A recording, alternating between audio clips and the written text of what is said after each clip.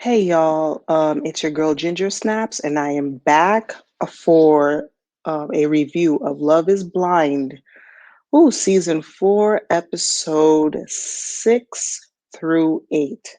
So I'm just gonna do a quick review because this was just all a blur. A lot was happening, so let's just get straight into it before my mind gets all discombobulated. So first things first. I apologize for the last review because I kept saying Jamaica, and it was not Jamaica, it was Mexico. I don't know why I had Jamaica stuck in my brain, but it was Mexico. So now, episode 6, they are leaving Mexico and headed back to what is it, the Emerald City, which I had no idea Seattle was called the Emerald City. First, I was thinking, are they talking about Ireland? Because I know, isn't Ireland called Emerald or something like that? I don't know, but apparently Seattle is the Emerald City. So they go back to the real world. They get all of they get their phones back. They go back to their respective apartments. And I think I had read somewhere that I think an apartment is rented for them by production, but they have the option to stay at their respective places as well. So now they all leave Mexico. So Zach goes back and he requests a meeting with Bliss. So they meet up, and it's his first time seeing Bliss. And Zach has that intense stare, which I have been seeing all over social media that people are saying he's weird. Zach is not weird, you guys. Zach is a trained lawyer. People are forgetting that. In law school, they teach you how important eye contact is in you know, um, reading someone's face, trying to basically get a reading on them to determine if they're telling the truth or not. Body communication, communication with your eyes, your pupils. These are all psychological strategies when you are, cross examining someone. And a lot of people in their training, they take that into their personal lives. So Zach will probably stare intently at people because that's what he's trained to do. And as a trained lawyer, he probably has to do that all day long, stare straight into the eyes. You can tell um, if someone is being genuine or not by if their pupils are dilating when they're talking to you. So these are various skills that he has learned. And I don't see an issue with it, but apparently people are just going off and saying he's weird. He's not. To me, he's not weird. He's weird in other ways, but in that respect, he is not weird. And Bliss doesn't find it weird either. So they meet, and you can tell he is instantly attracted to her. I don't think Zach expected her to look the way she does. I think that Zach thought, and I think they did say this, Zach thought she would be nerdy looking. And I think that goes into the reason why he chose Irina. He probably imagined Irina was this va-va-voom, vivacious woman, whereas, sexy woman, whereas Bliss would have been frumpy and not as sexy. Because men at the end of the day, they think with the other head. Okay, they're douchebags. They're visual. So he even compared Irina to what's her name, Megan Fox, which is what I think Zach created in his brain. And when he saw her, that's the closest, I guess, connection to sexy that he can find in somewhere in his brain to compare her to. Listen, Irina, old chipmunk face looking self, looks nothing like Megan Fox. Nothing. It's that, first of all, it's that limerence. Second of all, it's this fantasy that men has. You can be educated all you want. At the end of the day, these men are assholes. So I think he was pleasantly surprised when he met Bliss. Bliss is still visibly upset, and understandably, by the events that transpired with Zach. But again, she is still in love with him. I think she is pleased by his looks. Again, I do not think he is what Irina says he was. He's not ugly by far. He has some quirks and stuff, but he's not. Irina was just we who knows what Irina was thinking. But the general consensus is Zach is not an ugly dude. Irina was talking rubbish. She was talking rubbish. But anyways, yeah, so he admits to his error to Bliss. He regrets and he acknowledges the stupid mistake he did. And Bliss says she's gonna make him work for it, which I feel like she should have made him work harder. But I guess she's just so in love with him that, she will forgive him, but she will not forget. One thing I noticed too, here's a flaw about Zach. He will overtalk you. And again, people of his profession, it's his personality or due to his training or what he does professionally, who he's around all day long. I've noticed that lawyers tend to be gregarious at times, and Zach will talk you down. And I really just think Irina was insecure around Zach. Bliss can go toe to toe with Zach. There were times they were just sitting there and talking nonsense, just empty talk, and I was dying. But they're meant to be together. They're made for each other because they would just go back and forth, go back and forth. Oh, da, da, da, oh, da, da, da, oh, da, da, da, da, da, da. I was just like, oh my god! But you know what? They're for each other. So I think they're two peas in a pod. Um, and I think I get the sense that I feel like Zach should be way more apologetic to Bliss. Again, in front of cameras, we don't know. We're not there for every conversation they have, so we don't know what's said behind closed doors. But in front of the cameras, it seems like he's too confident in winning her back. Where I feel he should be kept on his toes and not feel guaranteed. You know what I mean? In that he has her hook, line, and sinker. You see, if my mom were to see this, she'd be like, shame, Bliss, shame.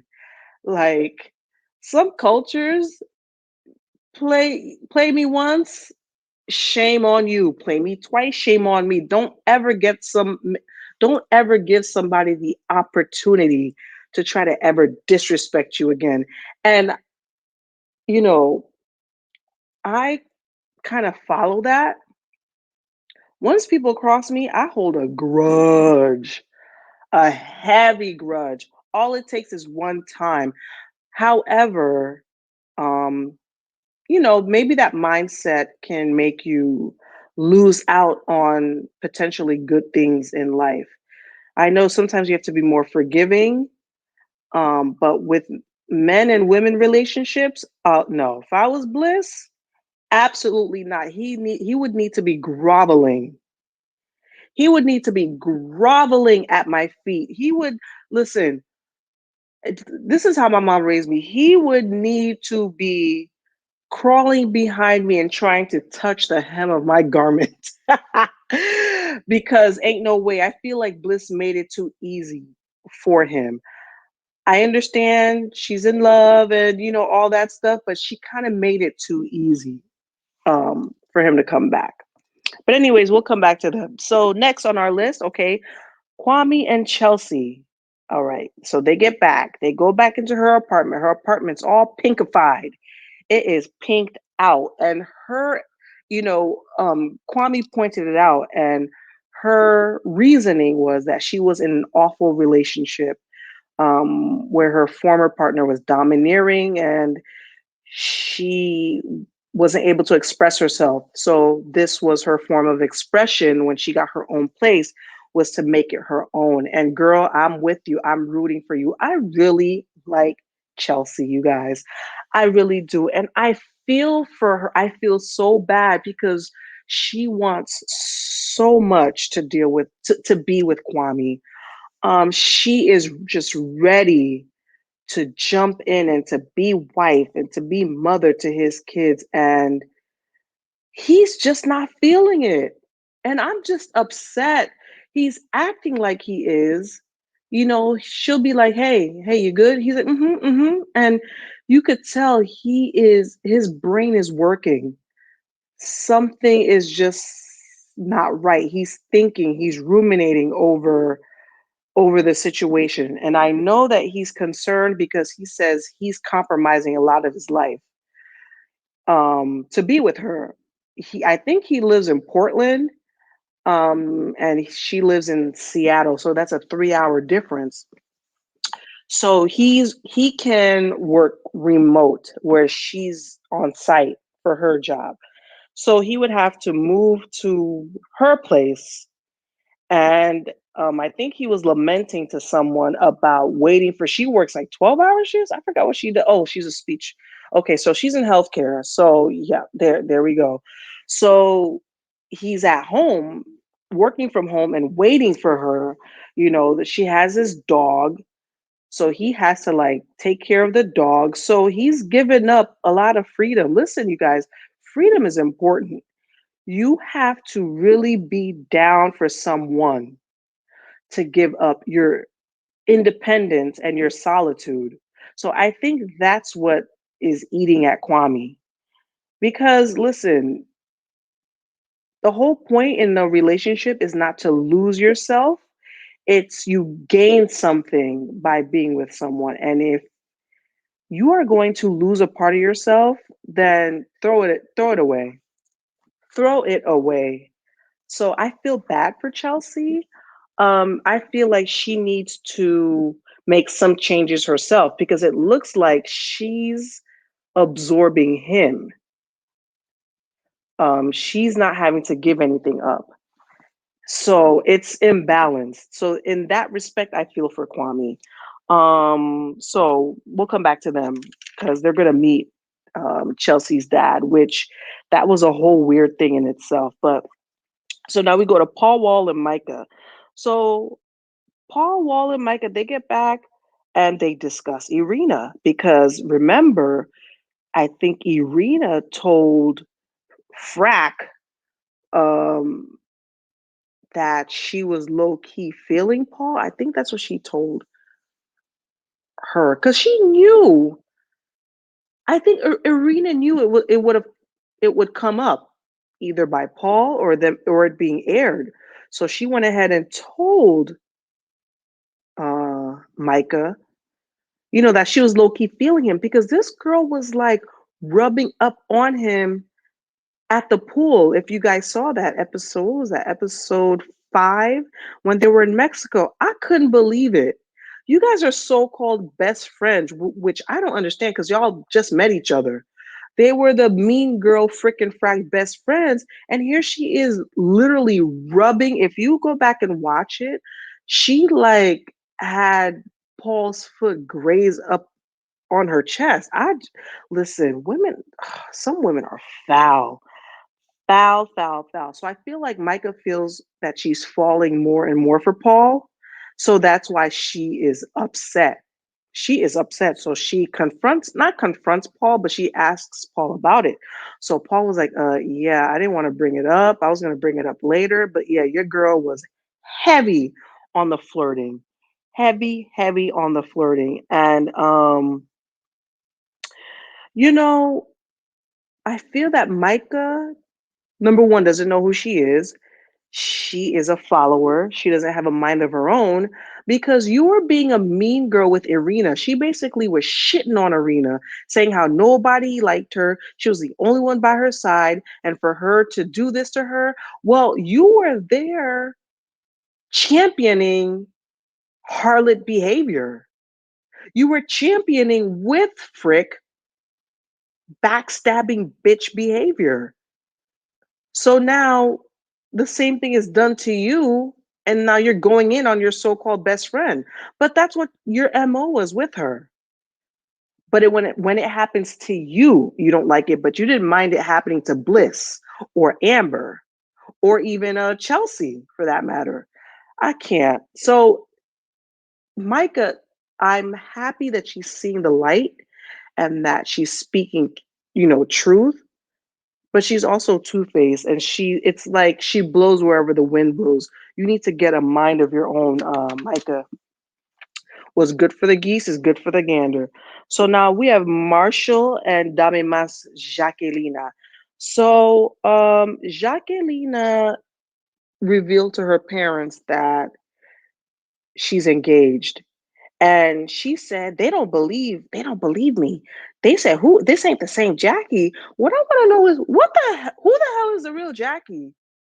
Will the real Jackie please stand up? What is this shroud of mystery around Jackie and her family? I know they're saying her father has cancer but something weird is going on. What's eating Jackie Grape? Something ain't clean in the milk. What do they say, in the butter in the milk? Anyways, Jackie ain't right, you guys. There's red flags abound. And Marshall's kind of growing on me. I feel so bad for him. He's trying so hard. I think he really truly loves her. But why is he letting the his love for her blind him to all the red flags? I need to know. We need to know who's the real Jackie is only like 27. By the looks of her, you think this lady has lived. You would think she's 47, 48 with four kids and just been through life, been through it hard. What is her deal? She needs to heal. Jackie needs help. She should not have come on this show. So now we go to Tiff and Brett. Tiff and Brett, I think where were they at? Tiff's apartment. They discussed pet peeves. They're very cute. They're very comfortable and cute together. They have simple conversations. They're still in that honeymoon stage. So the pet peeves are water, which I can't stand either. Oh my God, you guys, water on the sink, water on the floor, even in my own bathroom. I have like rags that I hang up so my kids can, I tell them, make sure you wipe the counter after every time you wash your hands, you brush your teeth, you do all that. I just can't with the water. It just gives me it gives me it causes issues in me. So I get that with Tiff, but that's pretty much the conversation. That's one of the first conversations they had is, little pet peeves here and there, very surface level stuff that they can work through. And so I know what happened next. Okay, Tiff, um, her friends met Brett. And again, very cookie cutter, her friends are so supportive. Oh, you're so lucky to have Tiffany and all, just gushing about their girl. And they love Brett, and Brett is amazing. I don't know, guys. I feel like something is about to hit the fan because when things are so perfect with these two, it could be a happy ending, but I don't know. It's like, come on, guys. Like, is it really, have they really hit the jackpot? Did they get so lucky? But then again, remember season one, we have, damn, what's their name again? Lauren. Yeah, Lauren Hamilton and her dude. I mean, they were very cookie cutter too. They're still together. So you never know. It is possible that you just meet your match on this show and everything just turns out to be a happy ending, happily ever after. Oh yeah, Cameron and Lauren, they're such a cute couple. I love them. But we'll see. We'll keep our good eye on Tiff and Brett. So Zach and Paul meet up as well. So the thing that Paul is struggling with is, I guess he struggles with showing Micah affection. The thing is, I kind of struggle with this too. Um, when you're an analytical person, you are an overthinker. You think and you um, size up and analyze every situation. You take things literally. Like my brain, I am a very literal person. So if you're trying to be sarcastic with me, sometimes I'll be like, wait, really? And then people be like, no, Virginia, I'm joking. Um, so yeah, I feel like Paul's the same way. Paul's just very analytical. Doesn't mean he doesn't care about Micah, where Micah is more bubbly and affection and touchy feely. Some people are just not like that. But if you know that your partner, that's their love language, see, that's what this all boils down to, learning each other's love languages. So, like, if I know that that's my partner's love language, I would try hard to convey that to them. And that's what Zach was explaining to Paul, that he needs to tell her over and over again. Reassurance. A lot of people need that reassurance that you're there for them and that you are serious about them and that you love them. However, Micah, I think her reservations are coming from the Irina issue. I feel like Micah might be intimidated by Irina to a bit, to a point. So I think that's what is driving her insecurity or her need for reassurance from Paul. Um, so that's it. Zach was a relationship expert when it came to Paul in these 3 episodes. So now we have Micah. Micah decides to confront Irina. When I tell you, this had to be one of the most cringiest and most awkward showdowns I have ever seen in the Love is Blind franchise. So basically, she confronted Irina. She was like, yeah, I didn't appreciate, that you were up there flirting with him. Bitch, I was on your side. Nobody liked you, you whore. Nobody liked you. And then here goes Arena's like, yeah, I appreciate your thoughts. I definitely did not mean to make you feel like that. And a very corporate response. And and you don't have to worry. I would never make a move on Paul. And Michael's like, bitch, I don't give a fuck because he don't want your ass anyway. The look on Irina's face. Irina is a girl that she gets thrill from men wanting her. Doesn't necessarily mean that she wants them, but you could tell that that stung. That it even stung me. I said, "Damn, Micah! I didn't know Micah had it in her." But I guess Micah knows how to deal with the likes of Irina. The look on Irina's face, I said, "Yes, Micah." That's one of the few times where I actually was rooting. I said, "You go, Micah. Go, girl. Yes. Yes. Get your man. Keep your man." So yeah, that little back and forth, that little snark, listen, I ate it all up. And that was the last time we saw Irina. The last time. Because they had a little get together for what's her name? Damn, I keep forgetting. I'm so bad with these names. For Chelsea's birthday, Irina was nowhere to be found. I would have thought she would have been there. Nowhere to be found. So now, okay, we're back to Marshall and Dame Mas Gasolina, and Marshall makes her breakfast. Marshall. Listen, Jacquelina. I'm sorry, y'all. She is so. I don't know how to describe her. I feel like she's so unrefined. She said, "What is this fruit residue?" And he's like, "You mean compote?" Which is like a jam. I was like, fruit residue. Like what? Listen, where is this girl from? She is so hood. The way she talks sometimes. Jacquelina is just so unrefined. Like her and Marshall just don't. match. I like Marshall because he seems cultured, and he's reserved, and he has tact, and he's principled, and he possesses decorum. I like that about him. He's growing on me too. And so he made her a nice breakfast.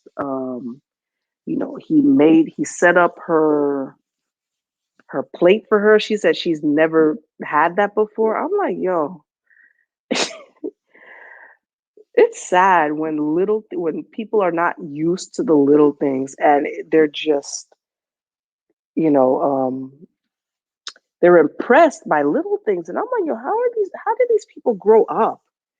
It's just weird. I low key feel bad for Jacquelina. But anyways, they had a little quick, cute little breakfast, and Marshall made pancake. She was like, "Ooh, I hop ain't got nothing now. You." I was like, "Girl, can you please stop?" I don't know if she's putting on like this fake hood thug act for the cameras, or if that's who she really is. If she is, it's really icky. Like that's what they've been saying the whole season. Icky. They've been using that the whole season, and it's icky that they use the word icky so much. So moving along, so Chelsea and Kwame, or Quam as she calls him, are going to meet her dad. What's his name? Charlie. When I tell you, I thought Chelsea was going to throw up. That's how nervous she was about her dad. So I'm like, hold up, is her dad some kind of closeted racist? Why are you so nervous? I'm sure Kwame's not your first boyfriend. I'm sure your parents have met your other boyfriends before. What is the issue? She was just, I wish I could show the part where the doorbell rang. Her eyes grew. Like I thought her eyeballs were about to pop out of the sockets. Even the dog was like, but the father came. He was giving Larry David, and I love me some Larry David. He met Kwame. Kwame's just sitting there, like, real chill, real cool, and the father seemed 100% supportive, which is why I was like, why was Chelsea just so overwhelmed with anxiety over this meeting? But I feel like after the meeting and she got the okay from her dad, I feel like, you know, she felt more solidified in her and Kwame's relationship. But I noted that that was weird, very weird. So now here we go. So Paul and Micah are meeting Paul's mom. Paul's mom came in from Louisiana, looked like a whole Cajun country bumpkin. I wonder if they're Cajun. But anyways, so she apparently is a paralegal. She loves Micah because they fucking look alike with the blonde, bleach blonde hair, and I guess she has blue eyes too. I don't know. They look alike. They identify. I think she breathed a sigh of relief. Ooh, thank God she Caucasian. So she loves her a lot, and she already did a background check on her, which is fucking creepy. She found out that she found out her, I think Micah's dad's name, Micah's mom. She found out Micah's mom is a Christian and owns a daycare facility. Weird, weird. Now that's icky. Nonetheless, Miss Cajun mom loves Micah, so good for them. She likes it. I love it. We go back to Tiff and Brett. Tiff and Brett go to Brett's apartment because Tiff has a roommate. Listen, all right, um, I'll get to that later. So they're concerned because of closet space. She kept calling him Bougie Brett because she was impressed by his little wares and knickknacks and tech gadgets and stuff. I didn't see anything that would warrant him being called bougie. He had like a VR headset. He had a Roomba, which anybody I had a Roomba. I don't see a Roomba as anything that's so bougie. And what else did he have? Something with remote control. I don't know what it was. But Tiff was just like, "Oh my God." I'm like, "Yo, Tiff, where'd you grow up? Like, what? I don't understand, because Tiff touted herself as being very, very successful. And I think that's why Brett was attracted to her, because he felt like she was on his level. But she was so impressed by everything. It was just weird. And it wasn't, yes, he has his own place, he has an apartment. And everything was neat. She says that his closet was just regular. He just had regular clothes hanging up and some shoes on top of, you have a like a shoe rack on top of your closet. And shouldn't that be where your shoes are? Shouldn't your clothes be hanging? She was just so impressed. It was just weird.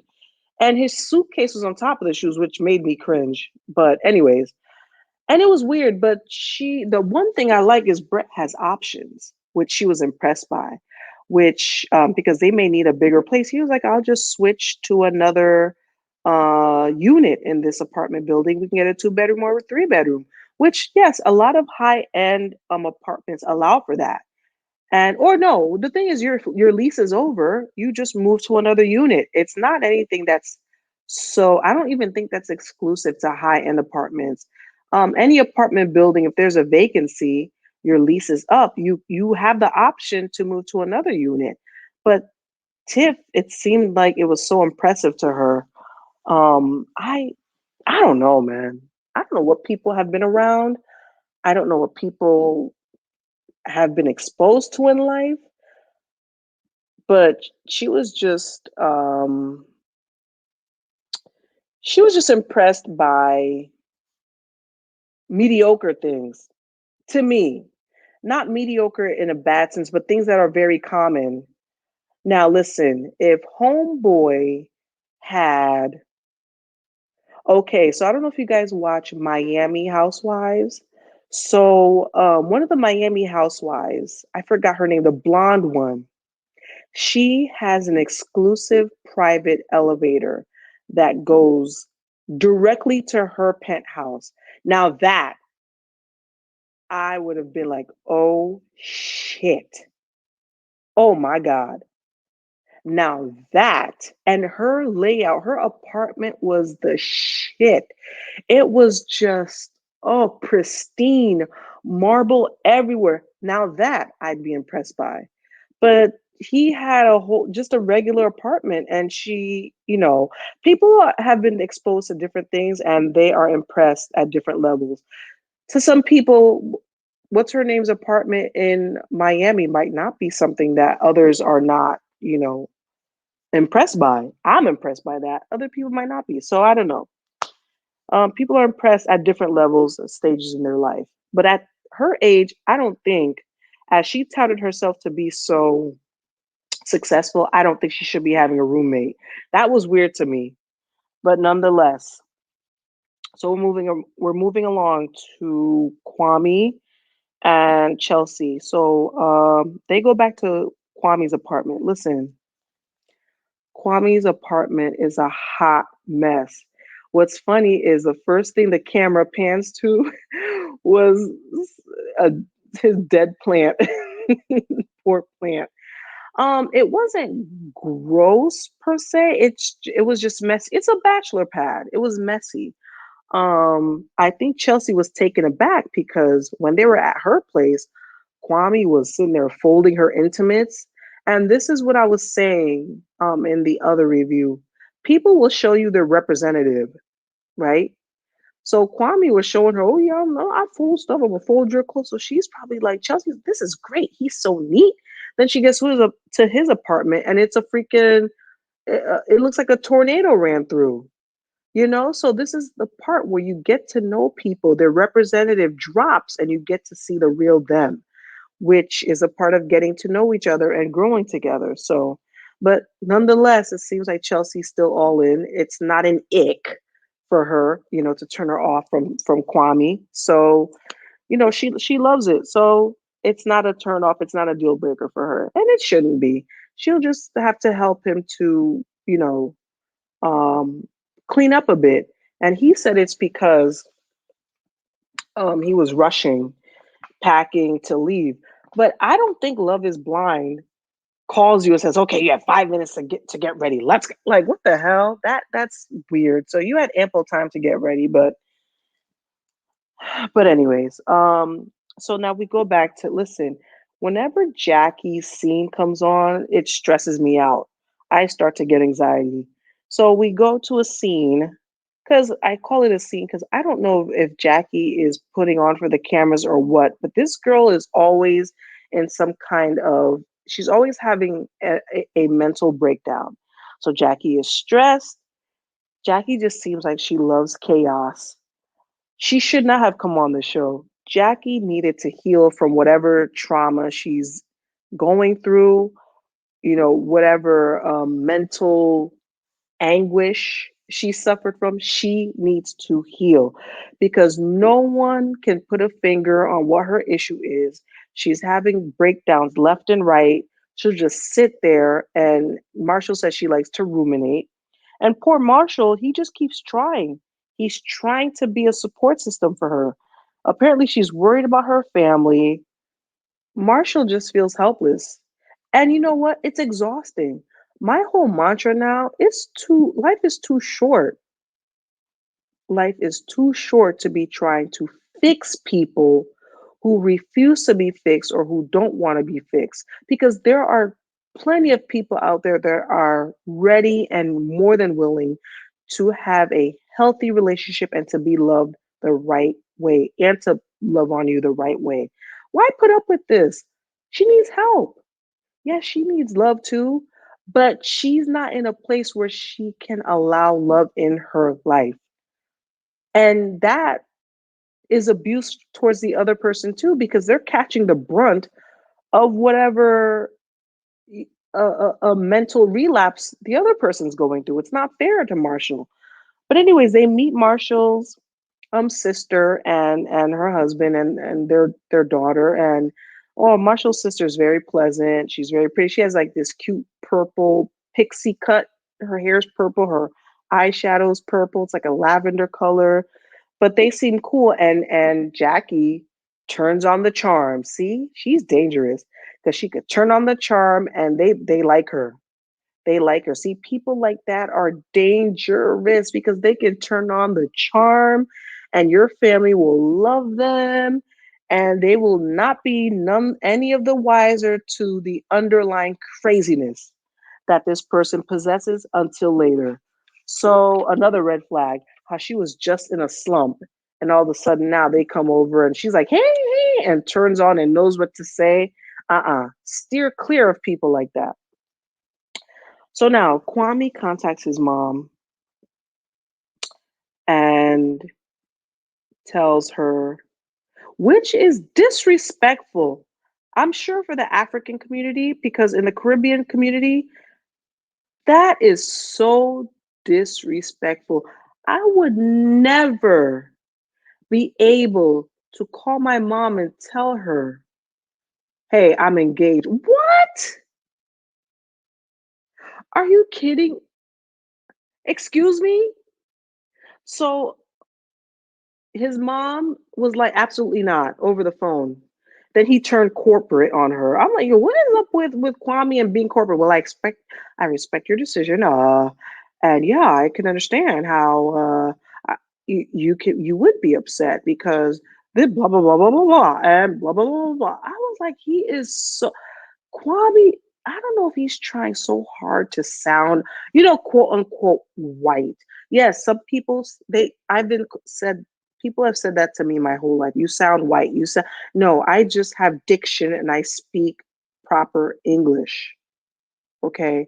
However, Kwame just tries too hard with the corporate in every situation when it's not needed. It's not necessary. But anyways, his mother was like, "Fuck you. I don't give a fuck. I don't approve of this."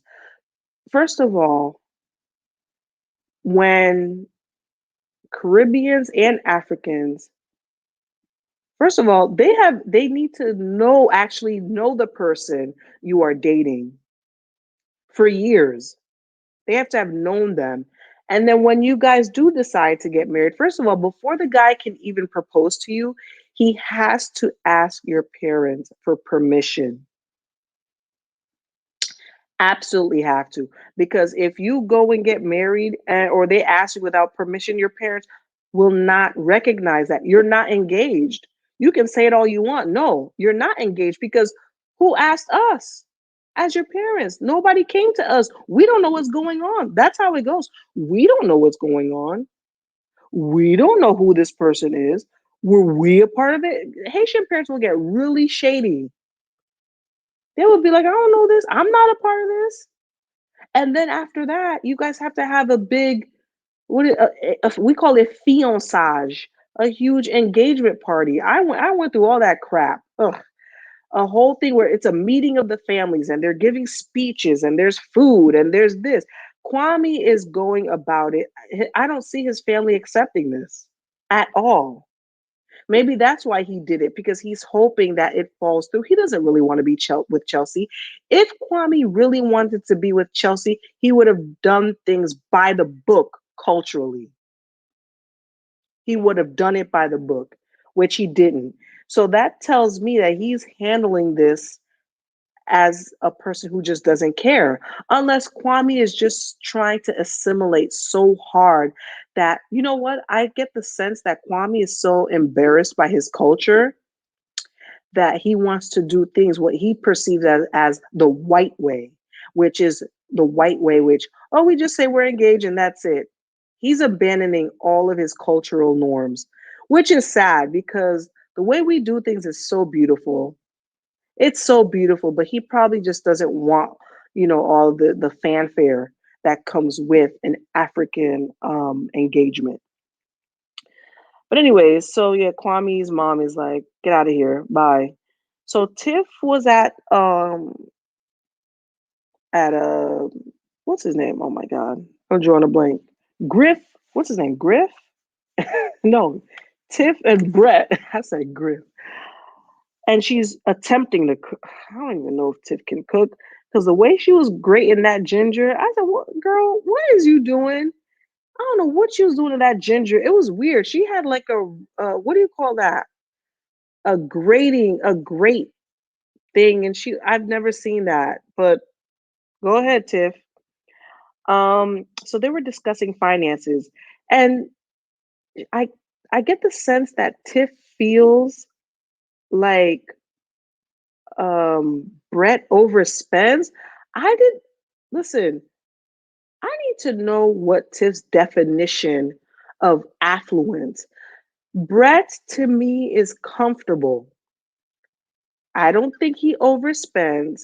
I don't think he's by far affluent. And if he has money, I think he conserves it well. He's not over above and beyond. His apartment was not like decked out from ceiling to floor and all these gadgets. It was not. He just has a few pieces of gadgets. I think she said he had she what did she see that made her indicate? I think his clothing. Okay, some people can have a few pieces, maybe a Gucci slides or an Armani this or I don't think Griff is like decked out dripping in Balmain and what Gucci and Prada and Fendi. No, I don't see. That's how she makes him sound, but I don't see that. And she was astounded that he spent on a checked luggage $1,200. I don't see that as a big deal, and for her jaw dropped. Tiff, who I thought she was and she portrayed herself to be, is not it. $1,200. There's more expensive luggage.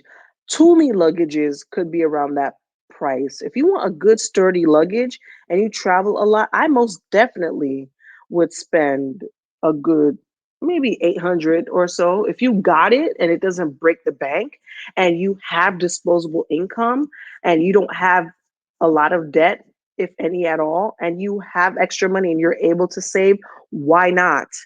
You don't know if that was a gift to himself for his birthday, if especially if he's an extensive traveler. She was just so amazed and so like automatically judged him as an overspender, which is not. No. And he even said it. She hit the jackpot. She better watch herself. He says he has no problems. He's not that type of man that's 50-50. He'll pay most of the bills, which I think traditionally it should be. It should be. He's probably making bank. That's how it should be. That's how I was raised. That's how my parents were. My father paid like 90% of the bills, at times 100%. So listen, Tiff, you need to relax, fall back, shut up, okay? You hit the jackpot with Brett. Take it all in and relax. And he's not what you think he's doing, he's not doing that. There are men out there with who make less who are just bawling and throwing their money at gadgets and this and that. I feel like Brett is he's responsible with his finances. He has his own apartment. You don't. You have a roommate, girl. So eat on that. So now Zach and Bliss are on a boat again, having weird conversations. They're like talking. They're always talking. She's in mid sentence, and he sticks a pineapple in her. And she's like, "Mwah, mwah. Oh yes, you don't like pineapples. Oh yeah, yeah. Well, in the order 1 to 10, I like pineapples, mangoes, cherry." It was just weird, but you know what? They're two weirdos in a pod, so I love it. They're made for each other. And then he proposes to her, and of course she says yes. I would have made that boy work so hard, but Bliss, I feel like some men just need a challenge. Maybe Bliss wasn't challenged a challenge enough for him. Who knows? I got cotton mouth. Let me take a sip. Ooh, water hit the spot. Oh man. So Bliss proposes. I'm not Bliss. Zach proposes. Bliss accepts. So now finally they end up together. Maybe they needed to go through that. Maybe Zach needed to go through that to see, so he can appreciate Bliss more. So, yep, they're engaged. So now, we go back to Brett. Brett is cooking. Brett, what's her name? Almost burnt Brett's apartment down, but Brett looks like he cooked a nice meal for the both of them. Oh, Brett is so dreamy. I don't see any red flags. Hopefully it stays that way. I hope he doesn't have any skeletons in his closet. He's just such a sweetheart. Um, so they're eating and I feel like Tiff just keeps trying to find things that they have in common. And it's weird. She bonds with him over their love of dark meat. Everybody likes dark meat, girl. White meat is dry. She's like, you like dark meat? I like dark. That was so weird. My grandparents, they got married in 6 weeks. Like, you're still trying to find commonalities. Guys, I don't know about that. She keeps doing that. It's like she's trying to convince that this is right. Or maybe she's just in disbelief. I don't know. Something about her that keeps doing that. Ugh, that's one tiny red flag in their whole thing. But maybe I'm overreaching. I don't know. All right. So Paul and Micah meet Micah's parents. Her father was given serious bombastic side eye, especially when they told him that they were engaged. Her parents just looked skeptical. They just her I'm sorry, her parents look like hillbillies. So what looking at her, and the more I looked at Micah too, she's not even that cute. They're all like, oh, Micah's this. She's not, I guess in her circle of peoples, maybe she's the cutest, but I don't her parents, they look a little slow. But they accept. The mom was like, "What?" She just looked like she was in a state. She had a question mark on her face the whole time. It was a very weird interaction. And even Paul was like, Paul too, I feel like he's pondering things more. Um, yeah. Paul is, I don't know, he's pensive. He's pensive. I can't read him yet, but he says, "Oh, I'm so in love with her. 100%." But he looks pensive. Understandably so, because these crazy ass people going on this show and trying to get married. Yeah, this is some serious shit. It's probably causing them much anxiety, and now they're actually living with complete who up until a couple of weeks before this they were complete strangers. So now, God, here we go back to Jackie and Marshall. They're going through a tiff, and Jackie told him to boss up, which I don't know what that means. Marshall is upset. You really can't tell a man to boss up or man up. What did he do? I no, she said he wasn't making moves at her, that they're not engaging in a intercourse enough or at all. I can't tell if they did anything at all yet. It's everything is so weird with them. Um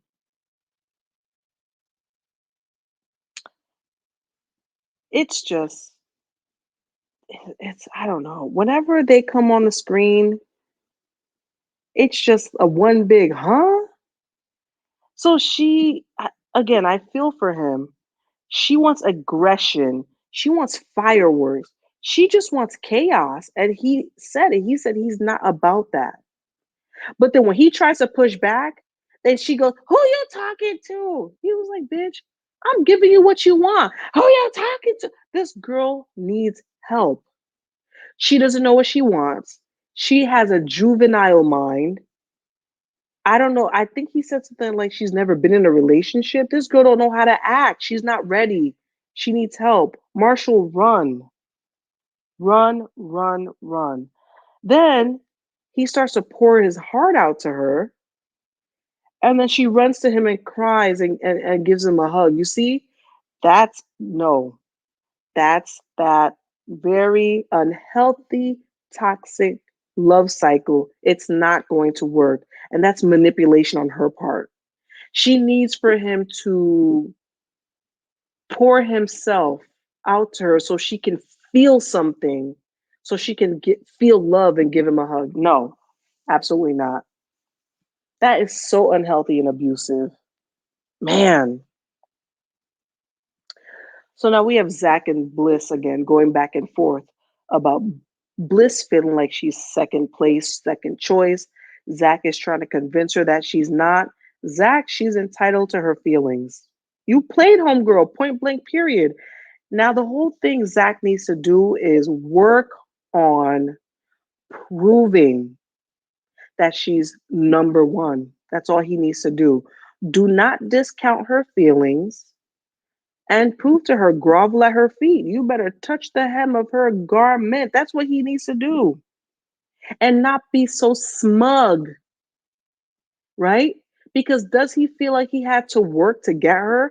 I don't think so. And I feel like Bliss is feeling that too. Oh, by the way, guys, I found out Bliss, she put it on TikTok. Bliss is Iranian and black and Mexican and white. I knew somewhere. I saw the kinks come up in her roots. I said, I spy with my little eye, little African. And yes, she's part black. She might be a quarter black or something. But so Kwame and Chelsea discuss kids. Kwame is just the look on his face. He's not into any of this. Chelsea's ready, and she's concerned with being an older mom.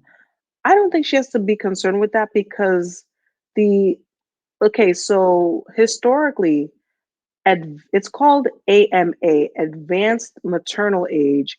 I think is anything beyond 35 years old or 37 years old, you're considered advanced maternal age, which basically that's when they say the risk is higher for Down syndrome and all this stuff. They do different tests, AFP. So at a certain age, that's when certain tests kick in the laboratory, the doctor's order, to screen for trisomy. What is it? Trisomy 18, trisomy 21, all that Down syndrome. They do all these test batteries. Um, and I used to perform tests like that too. However, As years go by, the AMA is creeping up. Like you see women having kids at later on in life, their first kid, or they're having kids well into their 40s, and the kids are coming out healthy, no issues at all. I'm surprised they haven't changed the AMA. I'm surprised they haven't increased the age. However, it's not a big deal. I would tell Chelsea, listen, get your life in order. Do not have kids because you feel like you'll be an older mom. Actually, a lot of my children's classmates, their parents, a lot of them are older than me. And I had my first kid at 25 or 26. I had my last kid at, how old was I when I had 34? Um, so yeah, I don't see anything. I'm seeing people, I know a couple of people that had their first kid at 40, 41. Kids are fine. So Chelsea, please make a smart decision. You have kids when you're ready, when you have a partner who's ready and willing, not because of fear of being an older parent. Who cares? Older parents actually is better. You're more established and you've gotten all of your life and your fun stuff out of the way. Kwame says he wants to wait to have children because he wants to travel and get to know his spouse more, which is understandable given the way they met as well. Why would you want to jump in head first and have kids right away? You guys do need to travel, spend time together because, yeah, when them kids come, it's a whole other ball game. So, in that aspect, Kwame is right. For once, I agree with Kwame. All right, so here was another super awkward scene. So Micah and Paul Wall go to meet Micah's friends. First of all, these girls were wasted. Okay, when I tell you white girl wasted, asking stupid questions.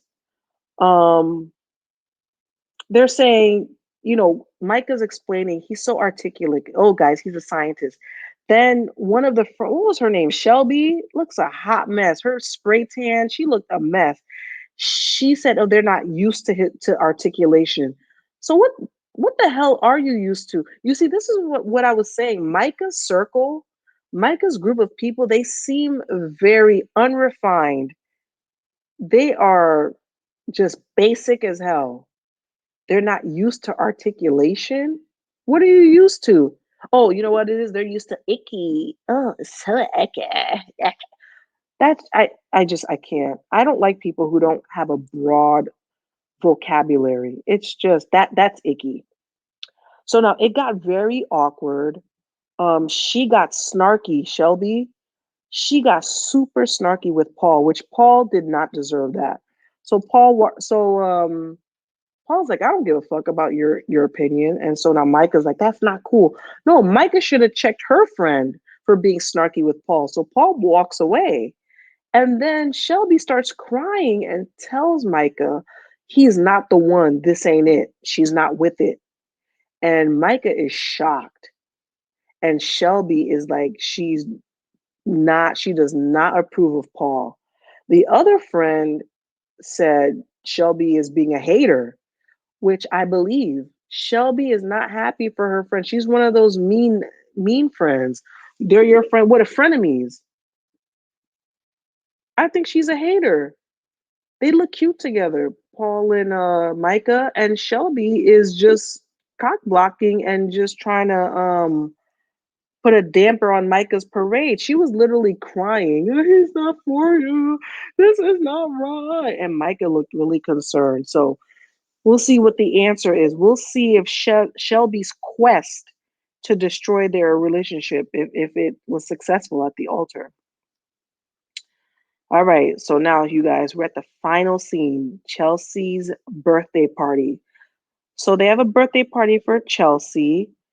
Oh God, Josh shows up. Remember Josh, guys, Curious George, who Marshall punked him for Jacquelina. I bet you Marshall's regretting that. Now Marshall's probably like, you can have old girl. So now Bliss and Micah are talking. Bliss walks in. Everybody's like, "Oh my God, you're here. Oh my God." She flashing her ring. So Bliss and Micah are talking about Irina. And Bliss was like, "See, bitch, I told you your friend was an asshole. Your friend was a hot mess." And Micah's like, "Yeah, I definitely saw that. And how she thought, I definitely, yeah, I definitely." And then not Mike, Zach comes up and plants a kiss on Bliss in front of Micah's face. It's like he's trying to tell Micah, "Hey, run tell that. Run tell Cabbage Patch Teddy Ruxpin that." Those It was weird. Zach is weird, but I loved it. That was hilarious. So now Marshall is there too, and he's so sad. And oh my God, Jackie has aged Marshall. Seriously, he just looks so downtrodden. And he explains to someone that they had a disagreement and they are just not in a good place. So then Jackie comes in, and then she goes up to Marshall, gives him a hug. You see, that's that toxic stuff. You're not in a good place, but you go up to him, hug and kiss and all that. So they know that, I guess Marshall knows, because mind you, Jackie doesn't know how Josh looks. Marshall saw him there. So Jackie actually looked nice because she had like a one piece, um, no sleeveless jumpsuit on, which was really cute on her. And Marshall was like, "Here, wear my jacket." She's like, "No, you're gonna mess up my outfit." He's like, "No, I don't want you to catch a cold." I was like, Marshall, what the hell?" So he basically forces her. That's the aggression she wants. Forces her to put the jacket on. She's like, "Fine." So she puts the jacket on. So then Kwame now is talking to Micah. It's really interesting how Kwame lights up at the sight of Micah. His whole mood and demeanor change. So him and Micah are just spilling their guts out to each other. I was like, hold up, what the hell is going on here? Kwame is just like, "Yeah, do you think you made the right decision and all that?" And she's like, she said she's not sure, she's hopeful. She turns the question back onto him. He starts giggling. I'm like, I just can't with these two. I cannot. And then Micah goes on to say she definitely still cares about him deeply. She still thinks about him. She loves him a lot. Anything she needs, she's there for him. I'm like, wait, what? What is going on here? And then Kwame says, "Yeah, me too. Me too." I don't understand these two. I forgot why she rejected him. I gotta go back and check. But it's just wrong that these people are with people who truly are down for them. Like Chelsea is down for Kwame. I guess it goes back to men needing a challenge. Men need a challenge. That's what it looks like. If you make it too easy for them, they don't want it. And it's really sad. So, yeah, so they're both unsure. I don't know what's going to happen at the altar. I previously thought that Micah and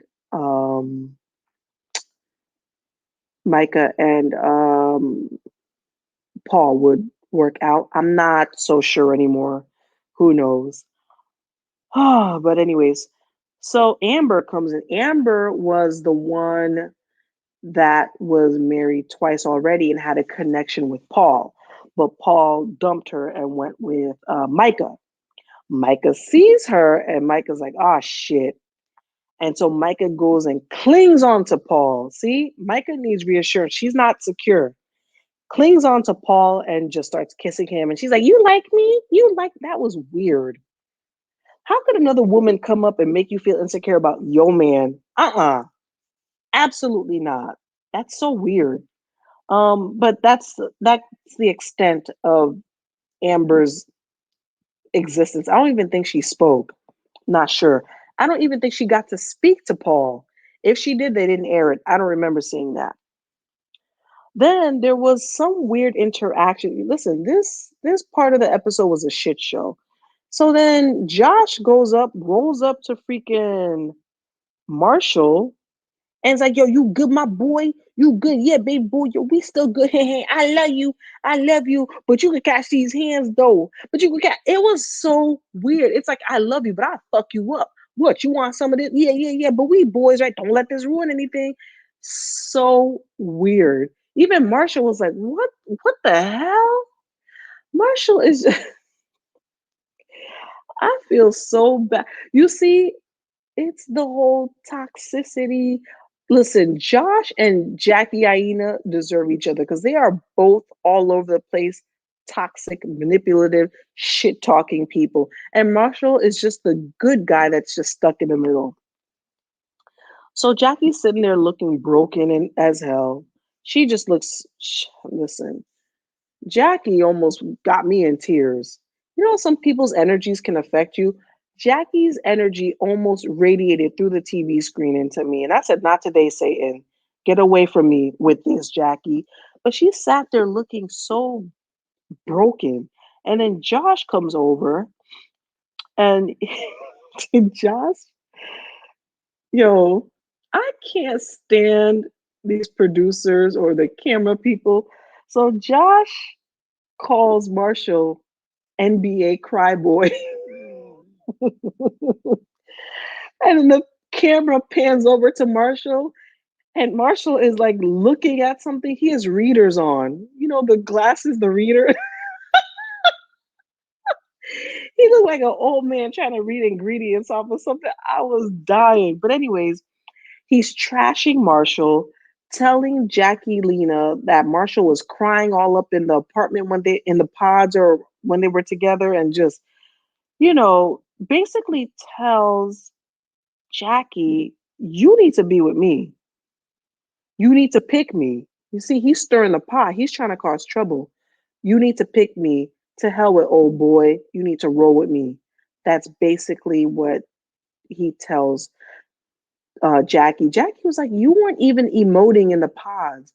We didn't even get deep. Yeah, we were vibing, but there was nothing deep about you.